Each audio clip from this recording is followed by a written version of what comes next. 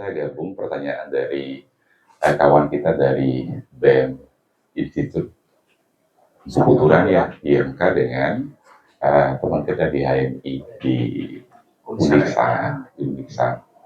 Jadi soal persoalan mendasar yang kita hadapi dalam mencuatnya wacana pergantian mekanisme atau sistem pemilihan kepala daerah melalui DPD gitu kan. Nah, yang pertama yang sampaikan yang sepakat dengan apa yang disampaikan tadi, bahwa persoalannya justru bukan di sistem yang harus kita rubah, tetapi reformasi dan peningkatan kualitas dari sistem untuk menuju kualitas demokrasi yang kita inginkan, begitu kan? Kalau persoalannya adalah biaya pilkada yang tinggi, ya seharusnya dilakukan revisi atau penyesuaian dari regulasi penyelenggaraan pemilu kada dengan pembatasan biaya kampanye dan seterusnya yang bisa dikontrol dan dievaluasi serta bisa dipertanggungjawabkan. Itu yang pertama. Yang kedua, kalau persoalannya adalah transaksi politik yang kian marak terjadi, harusnya dilakukan adalah penegakan regulasi yang semakin ketat. Money politik itu terjadi di mana-mana, begitu kan. Tetapi persoalannya adalah bagaimana mekanisme untuk melakukan pelaporan atas transaksi politik atau politik uang yang terjadi. Nah, kadang-kadang kan di sana celah yang memungkinkan bagi aparat untuk, dalam tanda kutip, terkesan menyulitkan masyarakat karena harus disertai bukti dan lain sebagainya. Sekalipun transaksi politik itu tidak terjadi pada level masyarakat saja, bisa terjadi kepada penyelenggara, kemudian peserta pemilu dan lain sebagainya. Jadi semestinya yang harus menjadi concern adalah penegakan aturan atas pelanggaran-pelanggaran politik yang salah satunya adalah transaksi politik atau politik uang. Nah, yang ketiga, kalau persoalannya adalah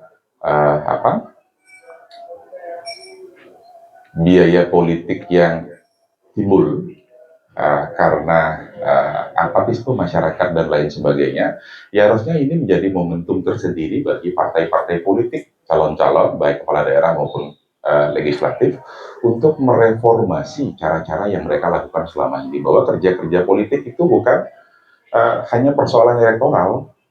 Jadi elektoral adalah buah dari kerja-kerja politik real yang dirasakan dampaknya oleh masyarakat sesuai dengan prioritas kebutuhan dan persoalan-persoalan yang mereka hadapi, gitu kan.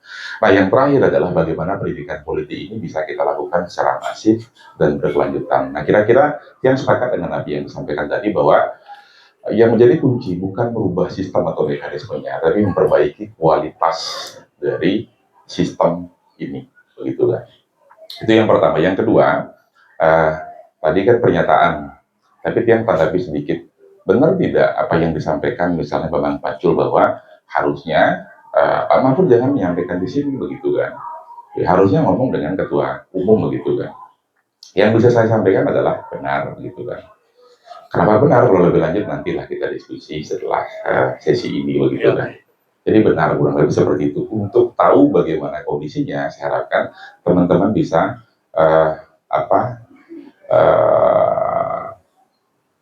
memilih untuk bergabung dalam partai politik, begitu kan, entah secara praktis ataupun ada dalam badan, sayap, dan organisasi atau underbu partai untuk tahu artinya kan. Karena kalau kadang-kadang kalau kita tidak langsung sebagai pelaku, kita hanya bisa menyimpulkan sesuatu dari persepsi, kemudian opini yang berkembang dan lain sebagainya. Tapi kesimpulannya, benar tidak?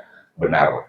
Meskipun partai politik punya layer dan level. Di tingkat pusat misalnya ada DPP, Dewan Pimpinan Pusat. Di tingkat provinsi ada DPD, Dewan Pimpinan Daerah. Dan di level kabupaten ada Dewan Pimpinan Cabang atau DPC. Semuanya punya dinamika tersendiri, tetapi kurang lebih apakah itu benar? Benar sekali. Gitu kan. Nah, yang ketiga, Niki menanggapi yang disampaikan teman kita dari Uniksa. Apakah itu menjadi obat? Sudah saya jawab tadi. Apa yang menjadi wacana saat ini, saya rasa itu bukan obat sama sekali. Karena yang mestinya kita lakukan adalah memperbaiki penyakitnya atau akar masalahnya, bukan malah merubah sistem, begitu kan. Persoalannya kan bukan di sistem, tetapi kan ada beberapa detail dalam substansi atau hal-hal yang diatur dalam regulasi yang dalam implementasinya tidak kita laksanakan dengan baik. Baik misalnya penegakan hukum bagi pelanggaran-pelanggaran etik dan pelanggaran-pelanggaran pemilu seperti politik uang dan lain sebagainya ataupun hal-hal lainnya. Jadi itu bukan obat sama sekali. Nah yang ketiga soal beban demokrasi, apatisme pemilih transaksional dan lain sebagainya.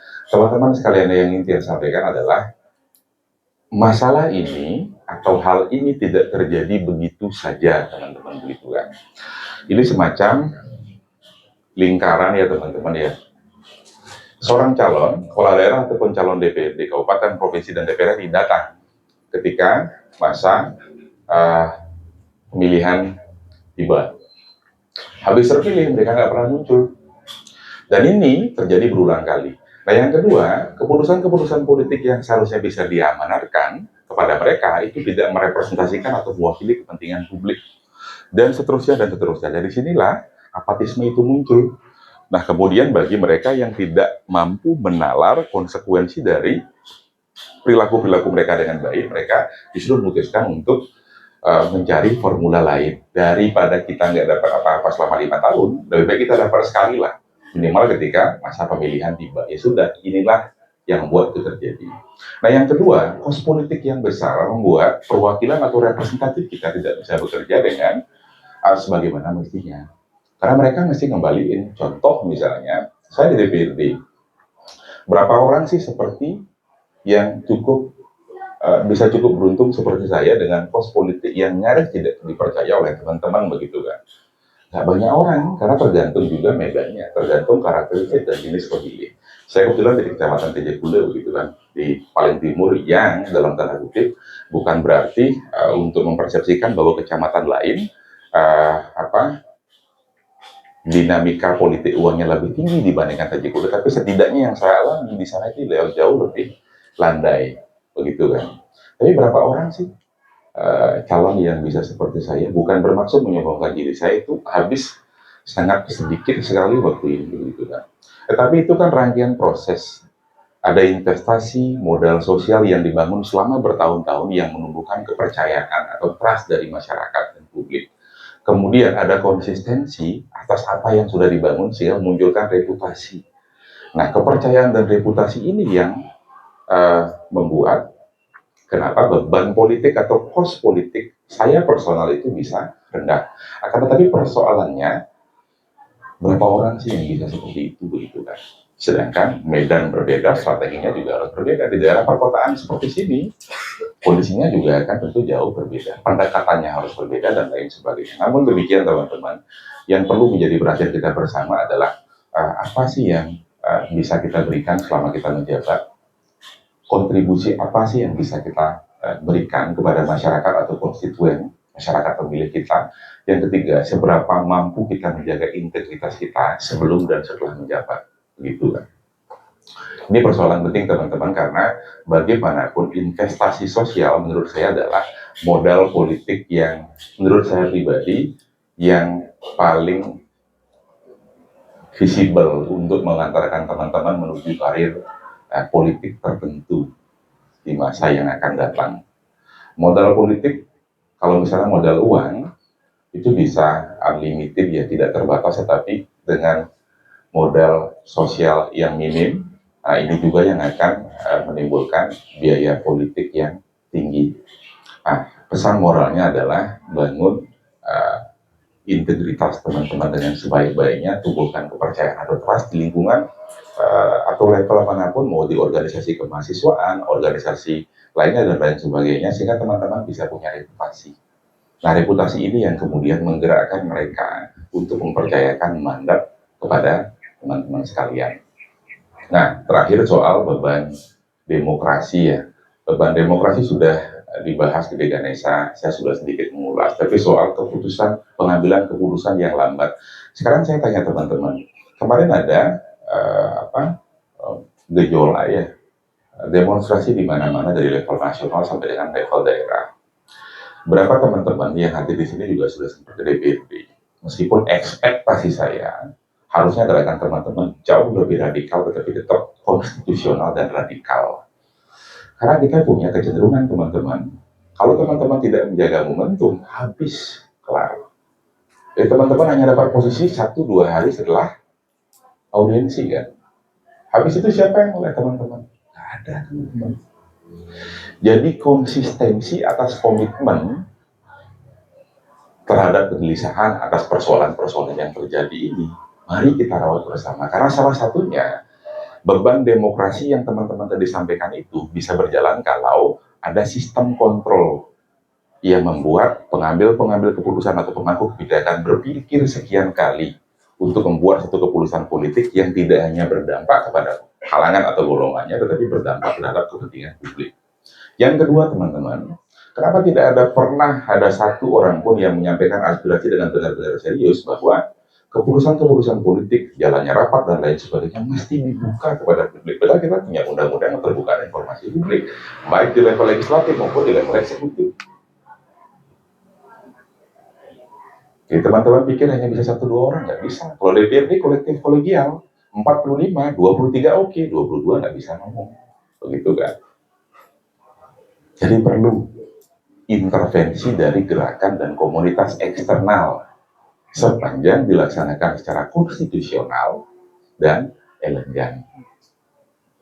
Berikutnya, konsisten. Jangan hanya sekali 2 kali, teman-teman. Begitu kan? Yang ketiga, teman-teman pintar-pintar memanfaatkan momentum.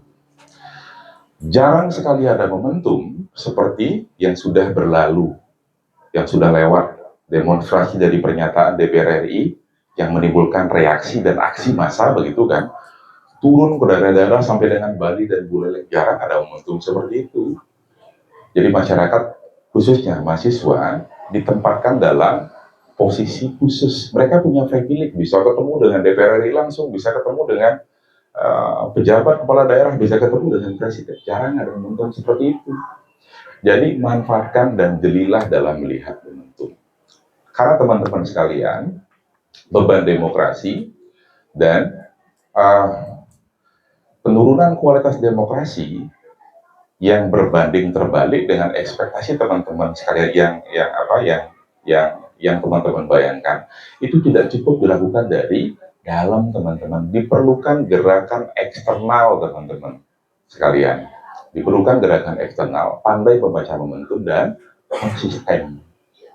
Sekarang saya balik, nggak pernah ada yang minta rapat-rapat dibuka, sehingga dasar dalam pengambilan keputusan politik yang dampaknya luas, misalnya kalau Buleleng ya, semasyarakat Buleleng itu nggak pernah teman-teman bisa tahu. Teman-teman tahunya dari media. Kalau mengetahui dari media tanpa menggali fakta, disertai data, konfirmasi atau investigasi lebih lanjut, akan terjadi bias persepsi, teman-teman, begitu kan.